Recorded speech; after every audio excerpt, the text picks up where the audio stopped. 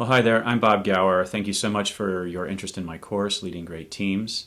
I built this course because I believe that the world needs more teams. We need more people collaborating across difference, bringing skills, bringing perspectives, bringing our identities together, and solving problems, solving the difficult problems that face our society, that face our communities, that face our businesses. So I really believe that we need these teams, and in order to create better teams, we need really good leaders, and we need specific kinds of leaders. Now, I see many leaders, and many new leaders especially, and this goes, actually, I've made these mistakes myself, I see us making some very, very specific mistakes about what it takes to lead a great team, what it takes to be a great leader ourselves.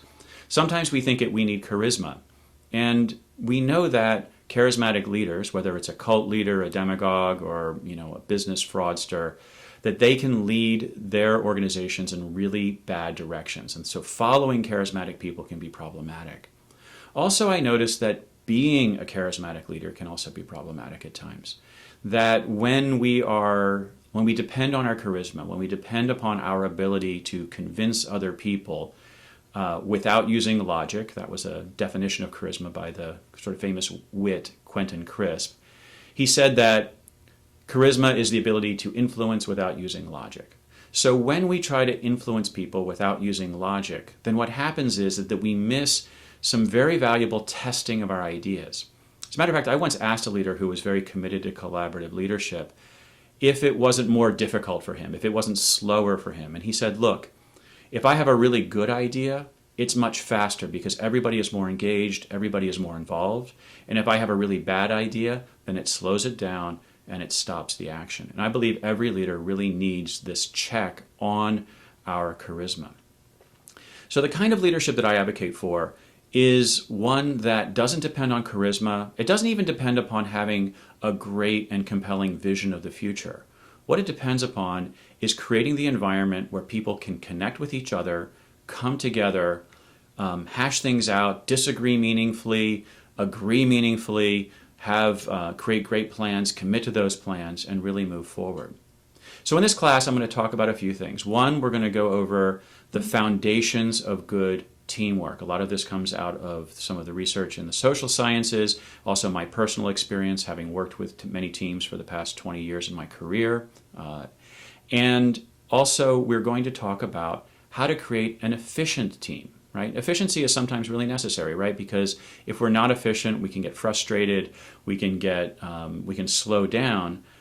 Also, efficiency has its problems, right? If we're merely efficient, if we're just going very, very quickly in the wrong direction, then we are maybe an efficient team, but not an effective team. So we'll also talk about frameworks for helping to make sure that your strategic direction is a vetted and valuable and correct strategic direction based on everybody's input on the team. So we're going to go over teamwork and sort of what it takes to kind of build that team. We're also going to go beyond the team a little bit, and we're going to talk about what it takes for you to show up as the best leader you can show up. And often this means understanding your own values, understanding what kind of support you need in order for you to show up and be as fully present as you can possibly be.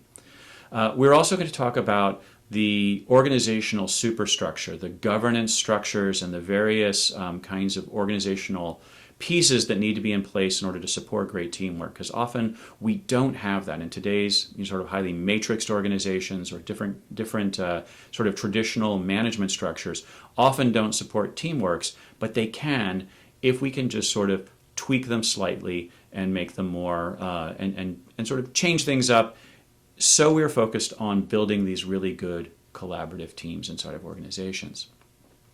We're also going to talk about transformation, sort of changing your organization from one shape to another, often based on these teams.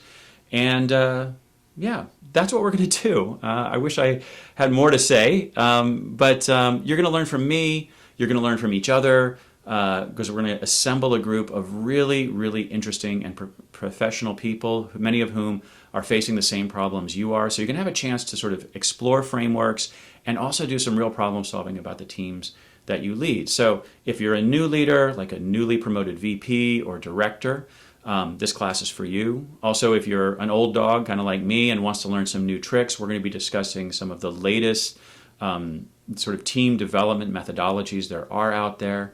And also, if you are a project or product manager, someone who is responsible for sort of the PMO of a larger organization about how teams get run across your organization, this course is also for you. So we're going to meet for 4 weeks. We're going to meet for 3 hours a week, plus there's going to be homework. We're going to do a lot of exercises together. We're going to do a lot of problem solving together. And I think you're going to come out a more confident, a happier, and a more clear and a better leader. So please join me. You can click the link to apply, and I look forward to seeing you in class next month. Thanks so much.